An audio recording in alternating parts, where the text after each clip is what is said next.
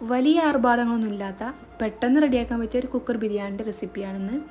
Cooker എടുത്തു, oil ഒഴിച്ചു കൊടുത്തു, പട്ട, ഏലക്ക, ഗ്രാമ്പു പൊട്ടിച്ചെടുത്തു, വലിയ ഉള്ളി, പച്ചമുളക് ഇട്ടൊന്ന് ജസ്റ്റ് ഒന്ന് വഴറ്റിയെടുക്കുക. ഒരു തക്കാളി അരിഞ്ഞ് ചേർത്ത് കൊടുത്തു. അപ്പോൾ ചെറുതാക്കി അരിയൊന്നും വേണ്ട, കനത്തിലിട്ട് കൊടുത്താലും കുഴപ്പമൊന്നുമില്ല. പിന്നെ ഇഞ്ചി വെളുത്തുള്ളി പേസ്റ്റും ചേർത്ത് കൊടുത്തു. പിന്നെ അതേപോലെ കുറച്ച് മല്ലിയില പുതിനയില ചേർത്ത് കൊടുത്തു. മല്ലിപ്പൊടി, മുളക് പൊടി, മഞ്ഞൾപ്പൊടി, പെപ്പർ പൗഡറും ഗരം മസാലയും ചേർത്ത് കൊടുത്തു. ജസ്റ്റ് ഒന്ന് മിക്സാക്കി കൊടുക്കുക. നാരങ്ങ പിഴിഞ്ഞ് ഒഴിച്ചു കൊടുത്തു. തൈര് ഉണ്ടെങ്കിൽ അത്, അല്ലെങ്കിൽ വിനാഗിരി ഉണ്ടെങ്കിൽ അത് ഒഴിച്ചു കൊടുക്കുക.